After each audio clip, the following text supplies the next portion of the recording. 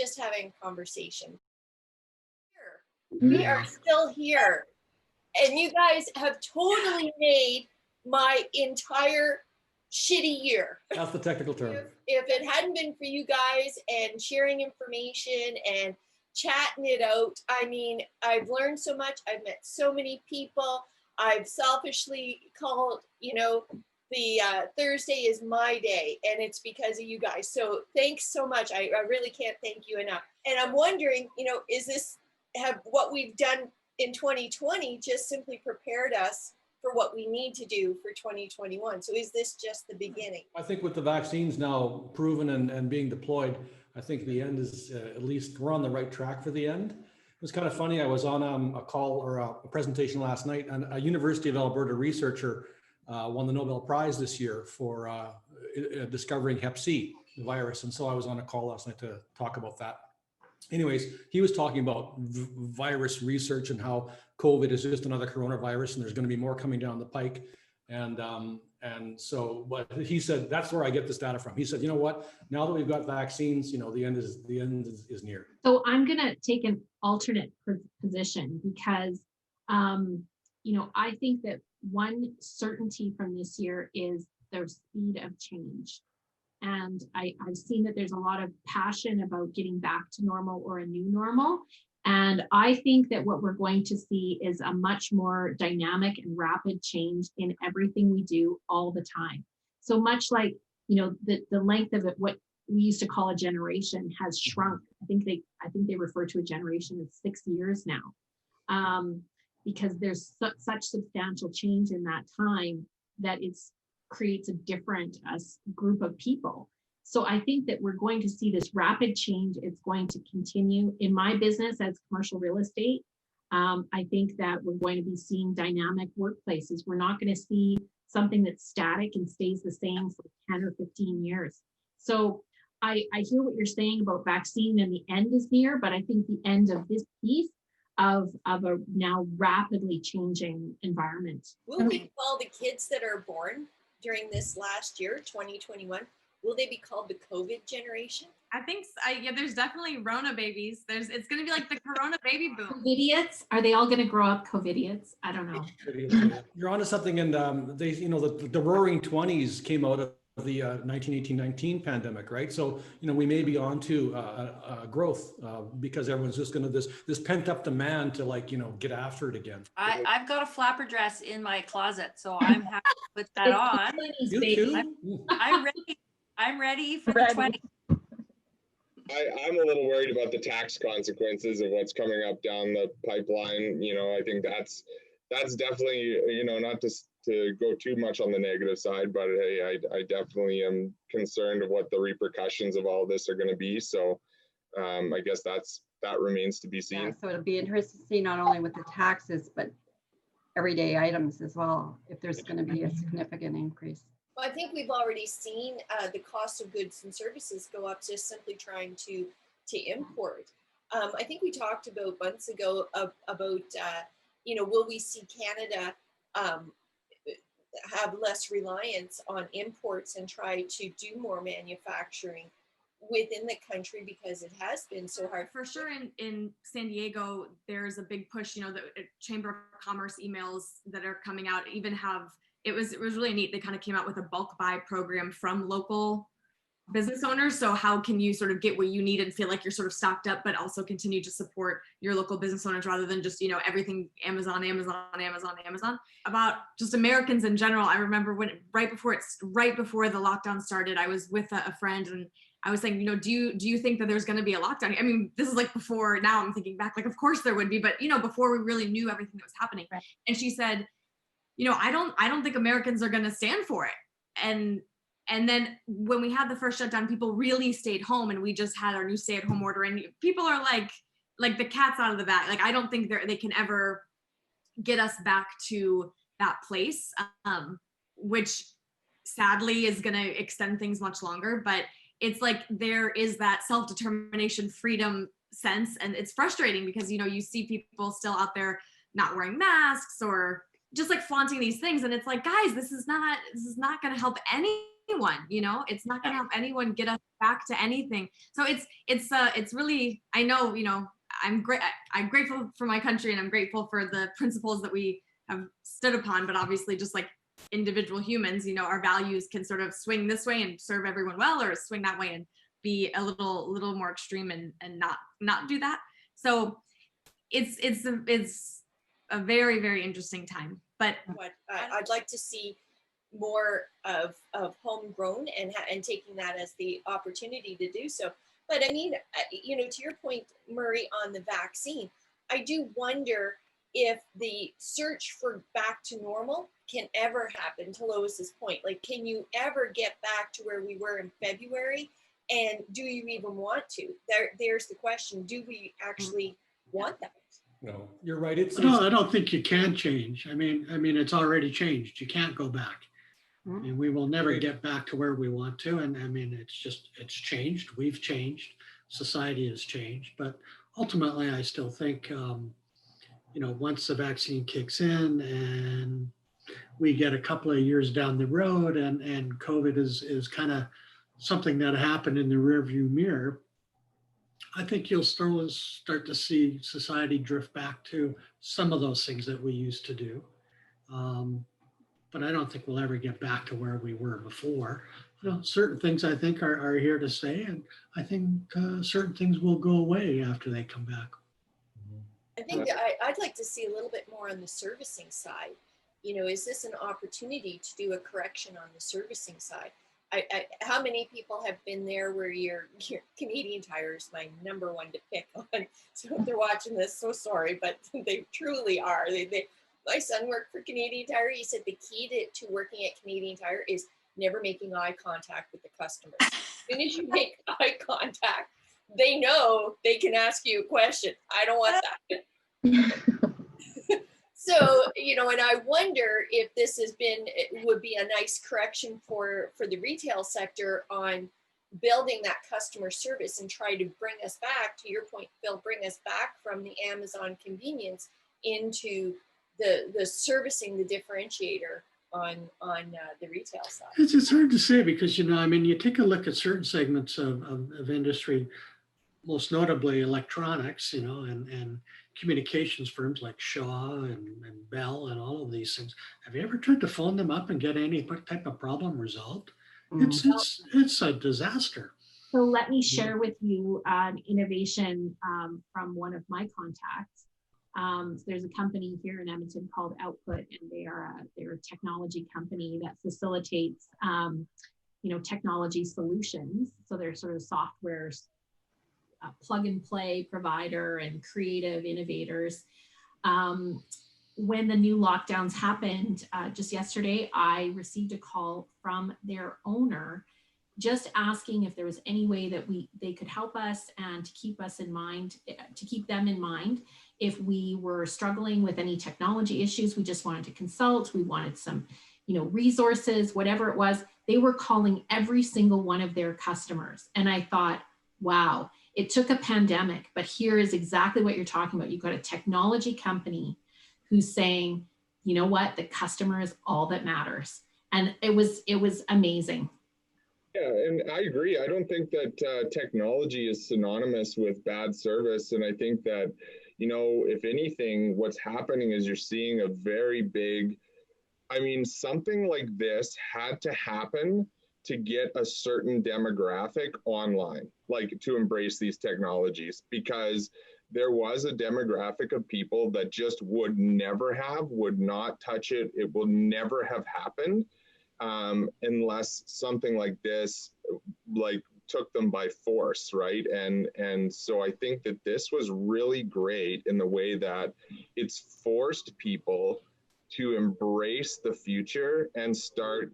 Everybody's very fearful of technology and the robots taking over the world and AI stealing your thoughts, and, you know, and it's like, okay, well, let's also think about realistically here, right? Like, this is the next industrial revolution, and we're on the precipice of the future. And if we're all just Luddites and say, well, no, we're not going to embrace it, and we're just going to stick with what we're comfortable with, then, you know, what's the point?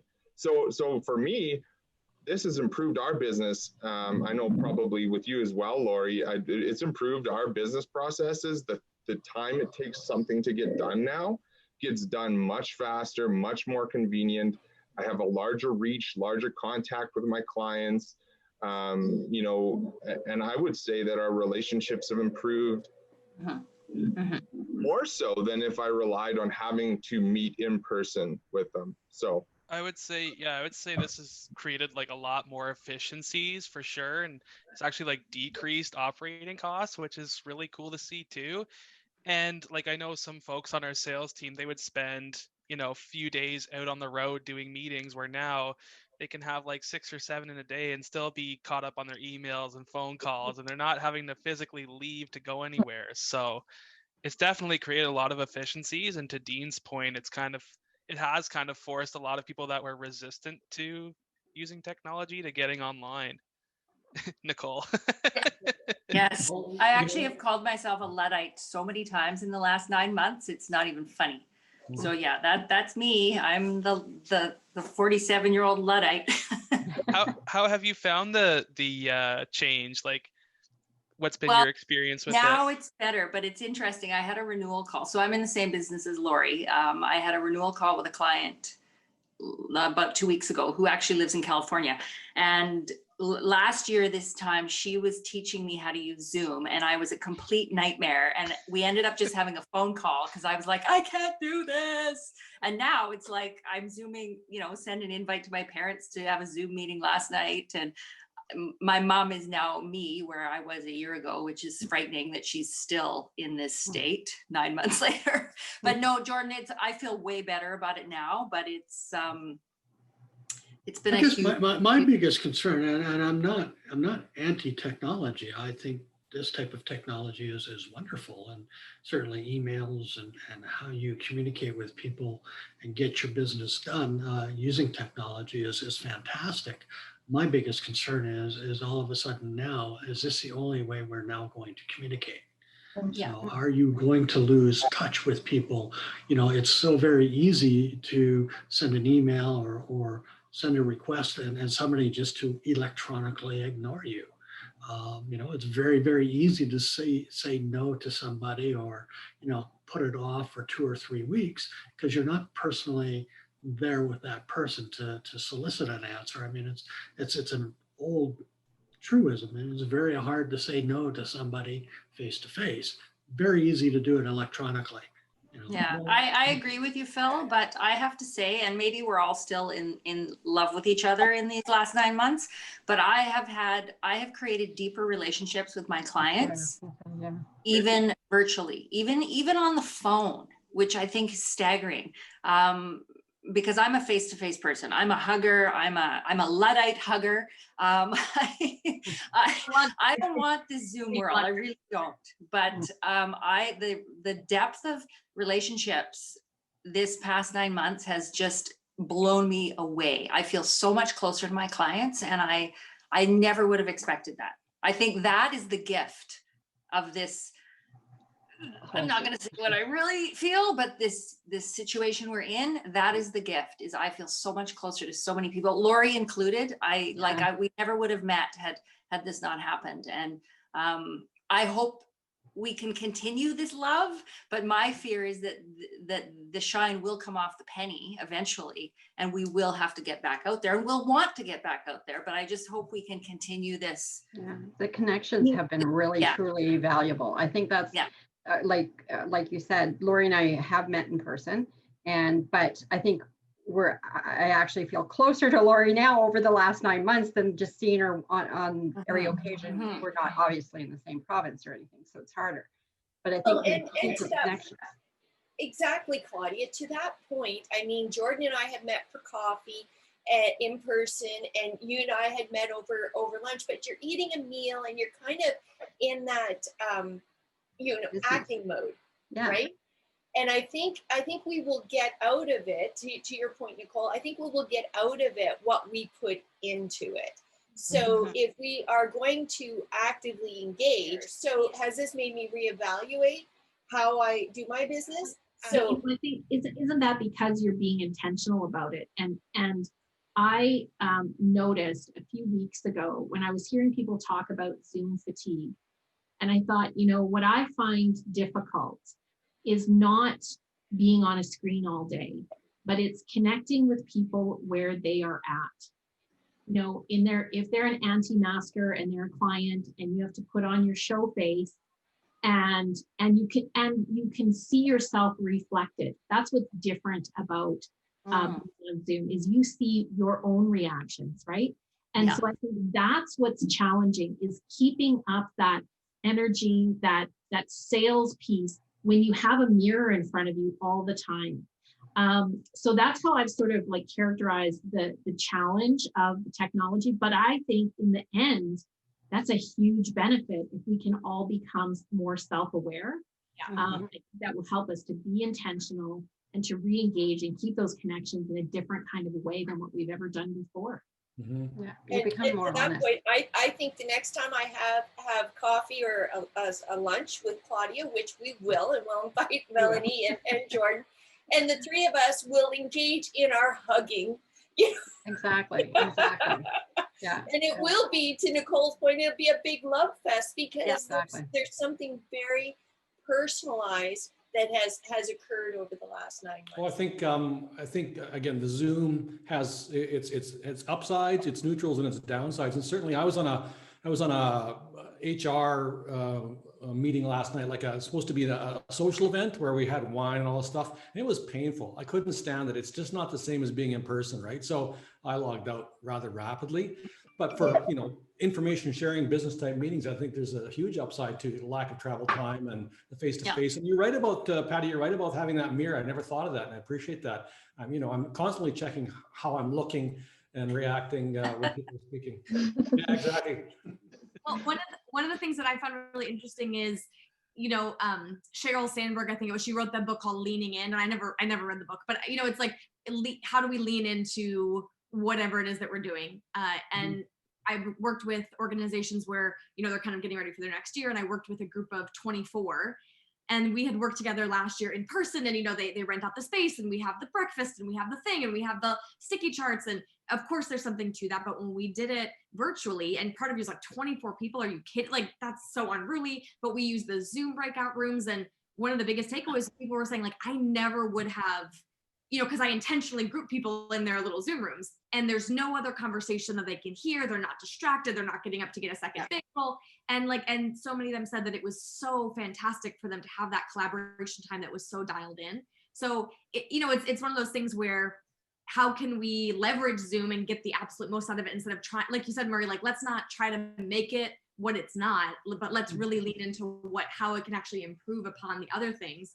And it's just so interesting. And people almost, when you're doing kind of exercises or deep work with people, sometimes they actually, in a group, the fact that no one can like see their page that they're writing on, or they actually feel more comfortable. So it's just been really interesting. But I think there's. That's Murray, of course, unless you're Jeffrey Toobin, and then, well. Well, wasn't it you, Phil, who said, man created fire so he could tell a story? Yeah, that we are social beings. And so, I'm going to agree with Murray as well. I think that we will keep those social engagements as social engagements. And I think that we will, and again, I'm speaking for myself, I will keep those business engagements here where it's very intentional and very focused. One thing I do worry about, and I think is really troubling about where we're headed with technology, is I do think that there's a lot of knowledge, but very little wisdom anymore. And I think that, one of the biggest problems with what we're doing is that, when I was going to school, we got, my research was done on Encarta, okay, which is like a little disc that you put in, and it would pull up, this is squirrels, this is, this is Africa, this is, and there was, everybody was getting the same information. But now with Google, I can Google, give me why RRSPs are bad. So if I think RRSPs are a bad thing, I'm going to search why are RRSPs stupid. And then I'll get 100 reasons as to why they're stupid, right? But if I'm pro RRSPs, I'll Google, give me 10 reasons as to why RRSPs are the best thing, and I'm going to get 100 reasons. And so what happens is you just get groups that think they're getting smarter and smarter and smarter in their own area, but really they're just confirming what they want to hear, right? Like they're just, if you get a headline about something that you agree with, you just go, oh, awesome, I know, I agree with that. But if you get a headline of something you disagree with, you're checking sources, you're like citing references, you're like, this is by this company, I know this. And so it's like, there's just this tendency that I worry that we're just growing apart so far. And, there is a middle ground and both sides are right. You know what I mean? Like the left side is right, the right side is right, like everybody is right, and in some degree, right? And so I think that's the scariest thing for me, is just that if we keep on this trajectory, we're really just going to miss each other big time. I think to that point too, you're creating more noise, right? There's a lot of noise and we can't hear through the noise. So how do you disseminate that and get to what is actual versus what is the noise? And it's hard. It's really hard. And our cohort made a joke of the word polarizing early on in the pandemic. And so we were all using that word, just dropping it at every opportunity. But that is a key problem, right? Is the idea of just assuming that if you disagree with this point, you must also, be this way on the political spectrum, and you must be, this way on the pandemic issues and this way on vaccine, and those things have no relation. So, I think it takes the art of conversation, which, Lori, I think this is a great forum for people to learn how to do that. But I think, learning how to say, I hear what you're saying and I understand where that's coming from. I was thinking about this, and just being able to have an engaging conversation, and then also learning how to exit if it's escalating, right? And how to, teach others how to move on to something else. So I think those are also challenges, and a great way to practice is using Zoom. I think, Patty, you're right about that. And I think part of that is recognizing that, you can get locked into positions, and it's important to realize that in yourself. And there's actually an interesting John F. Kennedy quote, and I forgot who he was referring to, but he said, I wish I was as confident about one thing as so-and-so is about everything, and, and so he was just very much of like, there's gotta be a middle ground, and there are other sides to every topic. And it's okay to question. Isn't that it? Like, we should be allowed to, because if social media is our medium that we are engaging in, we should be allowed to question without judgment. So to your point, Patty, and to yours as well, Murray, is if somebody puts something out there and it really doesn't make a whole lot of sense, like you said, Dean, where's the wisdom these days? It's knowledge, but where's the wisdom? And wisdom comes from experience. So it's okay to question without somebody jumping down my throat and saying, oh, well, you're just this. Well, no. What I am is inquisitive. Yeah. What I am is somebody who wants to learn. What I am is not buying your bullshit. And I want to question that without you jumping on my throat and making me fearful to ask those questions. And I want to teach that to my kids.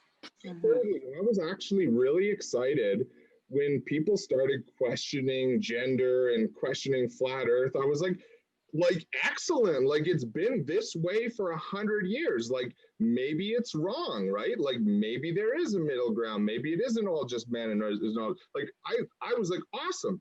But then it got to the point where it's like, no, it is this way and this is the way it is, and it's like, well, whoa, hold on a second, like let's question things, let's have a conversation. But when it gets into these definitive statements of like, either you think this way and you're this way, or you think this way and you're this way, then it's dangerous. I think gone are the days that you're either far, or like on the left or the right. I think we're all, depending on the topic, on the multi-spectrum.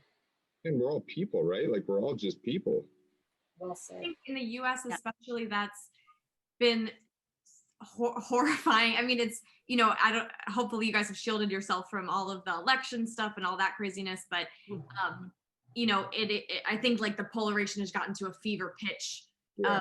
And just misinformation, like you said, Dean, just the echo chambers of just reinforcing your own beliefs. And I looked it up, and there's something called headline shock syndrome, where people literally, it's a condition now where if people are following the second by millisecond news cycle, you will go insane. And right before the election, I was doing that. I mean, I was refresh. And it was so scary to me about like, what is America coming to, that we are feel like Lori said, like, you know, I have to believe that as human beings, we are real when you talk person to person, that there is so much middle ground, but you know, the news also wants to raise to a fever pitch and make everything seem terrible. So of course they're going to highlight the polarization and not the people in the middle. So I don't know. But it's not real. Like, and that's the other thing is like, it's not real. Like, you know, you read these things online and you look at your phone, and then like what you have to do is walk outside of your house and go, exactly, none of this is real. And it doesn't affect me at all. Like, you know, like they're highlighting an incident that happens in a city in Ohio. Yeah. Okay. Like one person, okay, out of 350 million. And you're like, oh, this is what the world's coming to. Look at it. It's like no, it's not. Well, and that's from the newsreel point of view, that's why it is news, is because it's one person. It's a standout. Wait till I tell you about.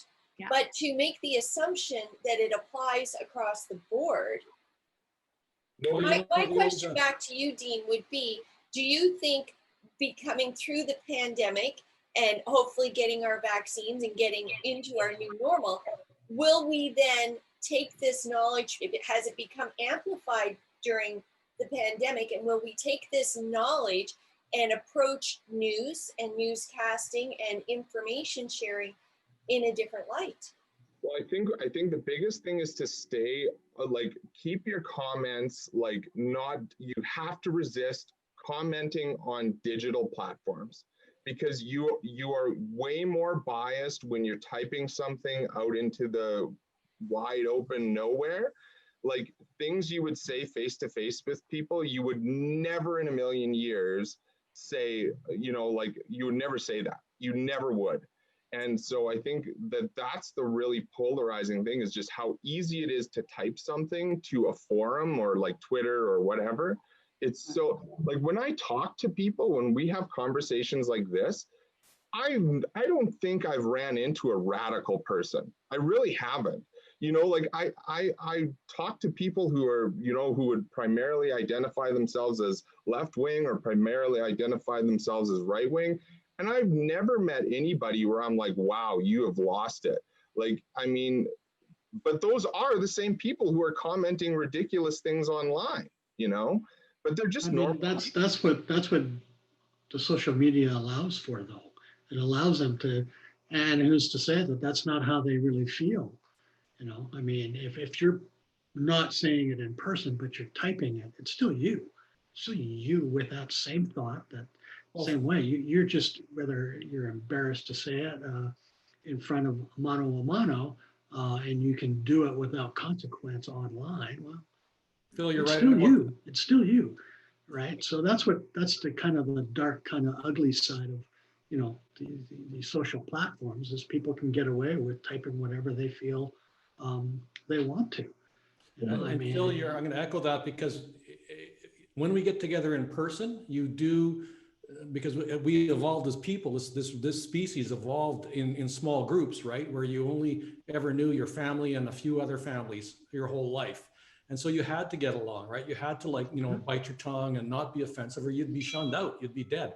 So when we're face to face, we do mitigate what we say, and we put on those filters to keep the peace. And I think those filters come off through technology. Yeah, I mean, and now with it seems to be that the predominant way of communicating is via social media. Yeah. So if that is now the new norm, well, you know, we're changing dramatically. Yeah, those filters have come off, and you're still getting all of that stuff. I mean, you used to be able to read the news and read the paper and read the whole thing. Now it takes me 5 minutes to read the news because it's the same stuff regurgitated 101 different ways over the same story. And somebody puts a little twist on it. It's like, yeah, read that 3 weeks ago. Not much has changed. I mean, literally, I'm going through the news in 5-10 minutes because, you know, what's changed? Nothing. You just have 5 million more people espousing, you know, and commenting on the same issue. Well, I it call it the changed- verbal changed- diarrhea. Yeah, Pretty verbal much, yeah. diarrhea. I like that. Piling on, Funny I call it expression. piling on. Change starts with one person, but I think Patty put it really well, is if we are going to change it, because we can, we all know that if we start to change, other people will follow because it makes sense, right?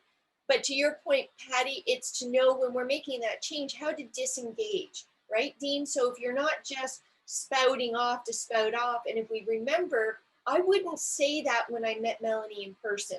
I wouldn't say that. Then that's where the change happens, I hope, anyway. Has anyone ever tried to take a few months off of social media? I did that back at the beginning of the year. I did like 4 or 5 months off of like every platform, and it was like the most, it was just so like, it was so surreal. Like I read books, I went for more walks. I feel like I just became smarter. Well, I have to tell you, I have not. This is about the biggest social media thing that I have. I'm not on Twitter. I'm not on Facebook. I'm not on any of those social media platforms. None. Absolutely zero. And that's not me being anti-technology. I love technology. I mean, here's a test for you. I don't know if any of you have the Google Nest or whatever. No. Try and find out. Try and ask it a question, and if you can trick it to see if it doesn't have an answer. Can't be done. It knows everything. It's amazing. And so I'm not anti-technology. It's just I don't necessarily feel the need that I want to be on a social media platform 24/7.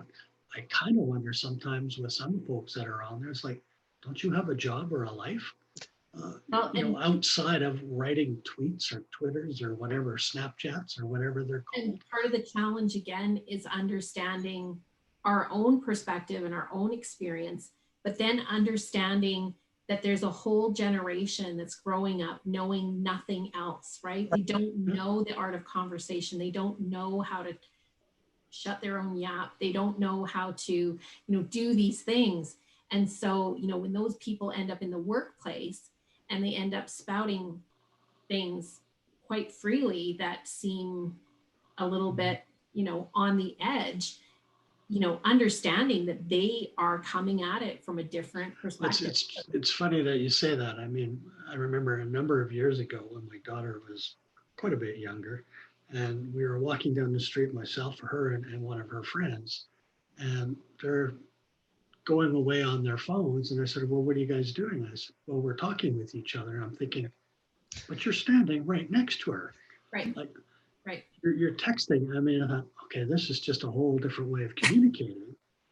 But it is generational. Right? And I was astounded to say, okay, but why didn't you just turn around and open up your mouth? She's literally standing right next to you. Yeah. And then she just comment was, that's how we communicate, Dad. And they're not forced to build skills, right? Like they're not forced because, I mean, and we're the same way. Like, I mean, adults and kids aren't really that much different. I mean, we're just forced. I mean, for me to make money, I have to conform to societal norms. And if I don't conform to societal norms, I can't feed my family. And then that's the end of the day, right? But like right now it's structured where like, these kids, like in school now, they're getting stressed and they just drop the class. They're just like, I'm done with it. It's stressing me out. I'm like, dropping it? Like, and just these things are just so much different now. Like there's so much different as far as what you can do in the way. So their societal norms are just so much different, right? Because like they're going to take the easiest. It is difficult to go and meet new people and to date and to do like those are uncomfortable situations, right? And so it just allows you to, like Tinder allows you to avoid, you know, the awkward, you know, meeting people, right? Like, well, you know, do you, like, for me as a kid, do you know how terrifying it was to call a girl's parents and then girl after that? Like, you had to call their house, their dad would answer the phone, like, oh shit, oh shit, oh shit. And then you know, and so now it's just like swipe right, you know, swipe left, and now I've got a girlfriend. You know, it's just, it's. Well, you know what, to that point, Dean, is in February, I'm having somebody come on to talk about the emotional, but the hormone, so your physicality in response for this younger generation being online. So I'll tell you what I learned about the Tinder is all of the swipe left or swipe right, it causes a hormonal reaction, right? And if they're not getting the likes, then they're feeling devastated. They're feeling like, I don't even have a chance. So they put a profile up there, and 10 minutes later, if they only have 20 likes, it's not that they're looking to choose somebody to have a night with. It's how many likes did I get? And now I'll make my choice. Again, thank you so much for coming out to be intentional about meeting as many people as I have there. And I will wish all of you an incredible Merry Christmas, because you have totally made my year. So it wasn't a shitty year at all. Thanks so much. And keep connecting and come on back and have a Merry Christmas.